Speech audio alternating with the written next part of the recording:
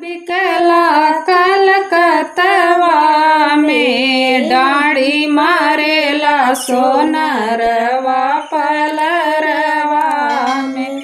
हाजी सोनवा बिकला कलकतवा में डाड़ी मारेला सोनरवा पलरवा में।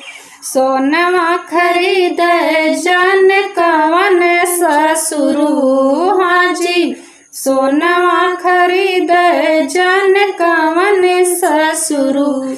जेकर पैरवाली बहू नैहरवा में। जेकर पैरवाली बहू नैहरवा में। सोनवा बिकला कलकतवा में। हाजी सोनवा बिकला कलकतवा में डाड़ी मारेला सोनरवा पलरवा में। डाड़ी मारेला सोनरवा पलरवा में। सोनवा खरीद जन कवन भसुरु।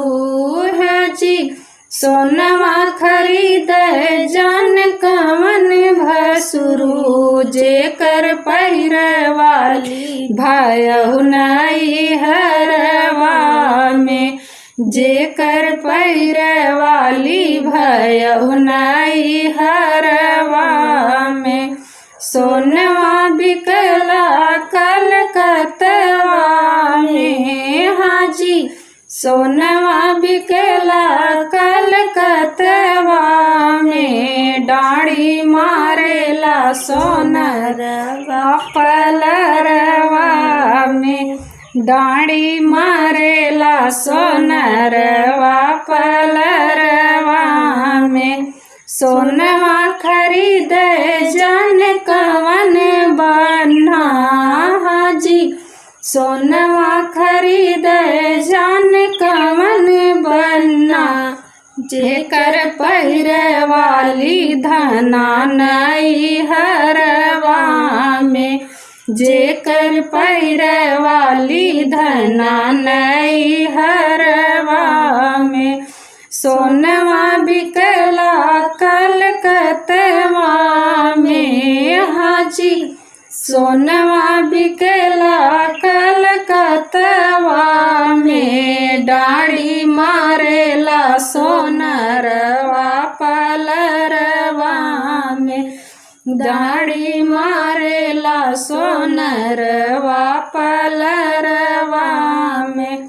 सोनवा खरीद जन कवन देवरू। हाजी सोनवा खरीद जन कवन देवरू।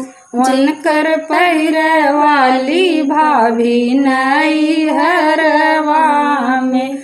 जेकर पैरवाली भाभी नैहरवा में।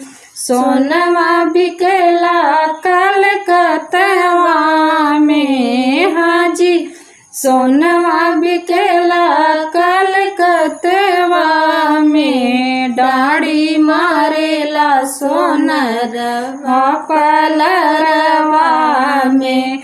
डाड़ी मारेला सोनरवा पलरवा